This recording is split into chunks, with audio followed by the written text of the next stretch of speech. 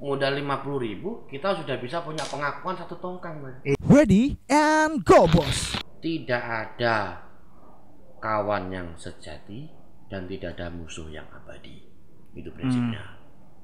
Jadi harus tetap waspada dan juga bermusuhan dan bertikai ataupun tidak bersahabat dalam hal-hal prinsip dalam bisnis itu lebih enak itu kata damai gitu.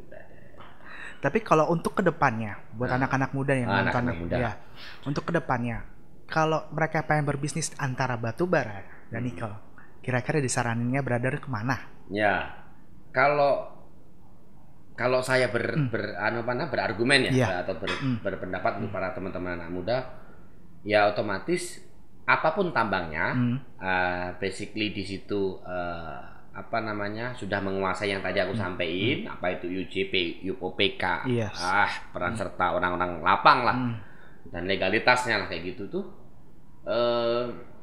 Karena sekarang posisi di mana nikel itu sudah mulai naik, ya? Bukan statis lagi ya, satunya statis itu dinamis ya, dinamis ya, dan sudah mau naik turun. Harganya nikel juga semakin bagus. Para pelaku investor juga sudah mulai melek untuk melihat potensi nikel ini, dan juga banyak juga investor yang luar juga mau chip in ke sini untuk pembangunan smelter lah, untuk pembangunan mengenai infrastruktur lah, pelabuhan lah, mau ada peran serta keterlibatan lainnya, docking lah, shipyard, atau bisa dikatakan badan usaha pelabuhan lah. Nah itu kalau aku sarankan dari muda, dari teman-teman sudah melek seperti ini, tidak ada salahnya mengenal nikel, tapi juga tidak salahnya juga mengenal di bidang pertambangan lainnya. Karena Indonesia ini kaya, brother. Iya. Kaya. Sampai saya itu dulu pernah itu ketemu sama teman saya itu bercanda kan. Bercanda itu. Ini biasanya lucu deh. Ya. Kok bisa ya Kalimantan itu batu bara kan? Ya. Kok bisa ya Sulawesi itu nikel? Kok bisa Papua itu emas kan? Gitu. Temanku bohongin aku. Tenang Davin. Dulu zaman kerajaan ada Gatot Kaca turun, ya kan? Ini biasanya orang Jawa nih. Ngomongnya Gatot Kaca. Gatot Kaca turun, itu dia tuh menghalau meteor yang jatuh dari apa namanya? Dari atas ya. Atmosfer kan turun. Lah meteor ini tuh membawa kandungan kan. Terus turunlah jatuh ke ini karena Gatot Kaca nggak kuat menghalau. Dia bilang, kau ini kebanyakan nonton film kayaknya. Superman dikirakan gitu kan. Iya. Dari situlah akhirnya kita sekali lagi Indonesia ini kaya banget. Ya kan, kalau anak-anak muda mulai dari sekarang untuk menjaga, melestarikan, grow up, melek, dan juga punya keyakinan, kesempatan, dan juga kemauan, plus tidak lupa modal, brother. Ya kan? Karena kita tidak bisa dipungkirin bahwa ada yang bilang mau usaha, mau apa-apa, kalau nggak ada serius, modal itu nomor 1 juga bisa. Iya, betul. Meskipun ada yang bicara itu siapalah itu modal dengkul bisa, ya kan. Cuman saya sarankan modal itu dari manapun, modal pertemanan lah, ngobrol, ngopi, kerokaan sama teman-teman, terkumpul uang. Iya. Apalagi itu teman Cikini ya. Iya, itu kan tadi kan. Atau ya itulah bisa kayak gitulah. Mulai dari awal nggak apa-apa. Nah, terus tambahin pada yang unik dulu tuh pernah 2000 berapa ya? Zamannya ekspor, ngurus ekspor, terus saya bergabung di perusahaan itu, saya tahu teman-teman mulai dari kontraktor. Nah, itu saya sendiri, brother ya, pernah punya suatu harapan dan gagasan. Mungkin ini menjadi kesempatan para pemuda untuk yang sudah paham di dunia yang IT itu apa namanya? E-commerce ataupun dunia virtual atau apa kayak gitu. Saya bilang, gimana ya anak-anak muda yang sekarang itu lebih giatnya itu bagaimana dengan usaha cuman di HP, ya kan? Kayak misal kita, kalau aku nggak paham ya apa Mobile Legend atau apa ya, itu kan bisa jadi uang semuanya itu. Mobile Legend lah, atau bahasa kita yang sekarang lagi ini apa, kripto atau apa itu ya, Kripto, Bitcoin iya, atau apa itu kan cuman main HP aja dapat uang. Jadi kalau ngomong sampai 6 jam kayak gini, ngomong nikel kayak gini, orang ngapain nikel? Iya. Ada perusahaan nikel yang TBK, mending aku chip-in ke situ, selesai. Aku nggak capek-capek, nggak kena panas. Iya, betul. Ya kan, mending aku investasi aja di perusahaan yang TBK atau apalah lebih gitu. menjanjikan. Lebih menjanjikan daripada saya, Mas David, nambang panas. Ya kan, cari ore nikel susah. Cari yang punya lahan iup juga ketemu 60 maklar, sebelum ketemu maklar udah habis dulu uangnya.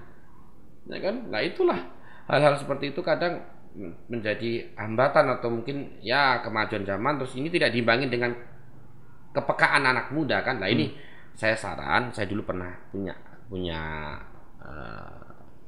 gambaran atau cerita yang lucu lah ini. Jadi apa bisa ya anak-anak muda yang cuma punya uang di ATM itu mungkin 1 juta, 500.000, 600.000, tapi dia bisa ikut trading nikel. Nah, itu. Apalagi sudah menjanjikan ya. Nah, menjanjikan sekarang. Kalau nggak salah Indonesia sudah bikin pabrik itu ya, batu baterai khusus listrik sudah ya. Ada, ya sudah kan? ada. Kerjasama sama Hyundai ya. Ya, itu LG lah. LG itu kan yang di Karawang kalau nggak salah kan kemarin kan. Itu, dan itu nanti akan semakin banyak lagi perusahaan kayak gitu. Karena kan kalau nggak salah lah ya brother ya, itu kandungan nikel terbesar itu ada di Indonesia. Yes. Di Sulawesi. Betul. Nah, itu dulu saya punya suatu gagasan lah, kita ngobrol berdua sama teman kayak gini. Gimana ya kalau suatu iup OPK atau perusahaan di bidang trader itu dikonekkan dengan dunia digital atau crowdfunding atau apa istilahnya kayak gitu itu.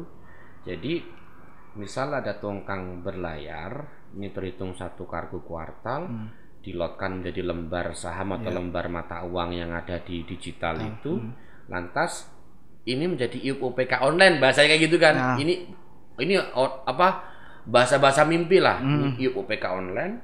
Nah, ini iup OPK online ini dikelola sama anak-anak muda yang kita katakan, oh ini udah mau ada jalan tongkang nih, maka kita cukup ngopi di Starbucks atau apa semuanya, atau di warkop ya kan, nyala nih, ada mau 1 kargo jalan, waduh, uangku cuma 50.000, ya udah chip in 50.000, terus bilang sama temannya, aku punya kargo nih.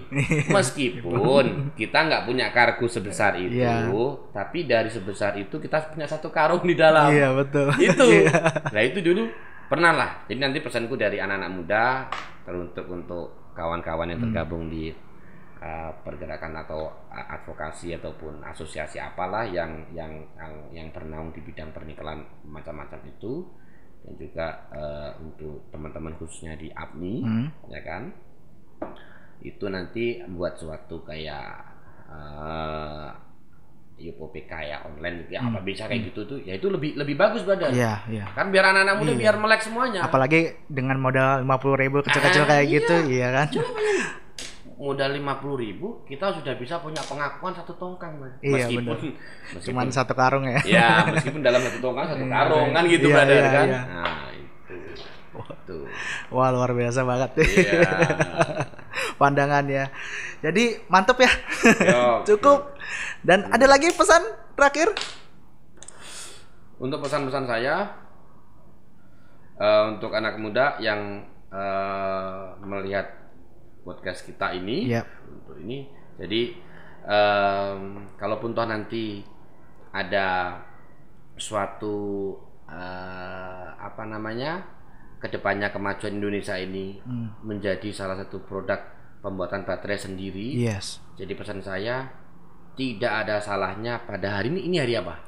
Ini hari Jumat. Hari Jumat, tanggal inilah. Hari Jumat tanggal ini, saya sampaikan kepada teman-teman, sudah mulai start dari sekarang, nggak ada salahnya untuk mengenal nikel, belajar trading, belajar mengetahui penambangan, apa itu smelter, syukur bisa membuat UPK online tadi. Betul.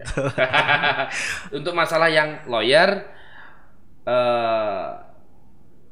juga tidak ada salahnya untuk berkecimpung di bidang pertambangan, karena di sana itu brother, saya lihat mayoritas ya notabene itu para pemegang saham itu kurang paham mengenai ilmu hukum. Khususnya hukum perusahaan. Yang mana seorang direktur dengan tanpa persetujuan dan pengawasan maupun approval dari BUD lainnya lah, komisaris maupun direktur utama membuat kuasa direksi. Yang mana itu juga bisa berdampak di dalam perusahaan. Perusahaan yang besar, yang bagus, tapi manajemen company-nya nggak tertata rapi, tidak ada HRD, tidak ada staf admin di bidang perpajakan, accounting, bahkan yang ngurusin masalah personalia lapang. Itu menjadi syarat sah suatu perusahaan itu untuk menjadi bagus gitu. Jadi terakhir saranku untuk teman-teman semuanya, lebih semangat. Indonesia masih membutuhkan para generasi muda. Kan? Betul. Kita harus cinta tanah air. Kita selamatkan aset negara, ya kan? Itu aset negara itu adalah kekayaan kita. Kita harus yang menikmati. Kita yang harus menjaga dan kita yang melestarikan. Ya kan? Jangan sampai kita hanya menjadi penonton para petarung-petarung di sana yang notabene kekayaan negara kita akan semakin tergerus, semakin habis. Itu ya, jadi lebih awal lebih bagus. Oke. Ya. Mantap brother, thank you banget nih brother David. Sama-sama ya. Thank you brother, sukses semuanya. Ready and go boss.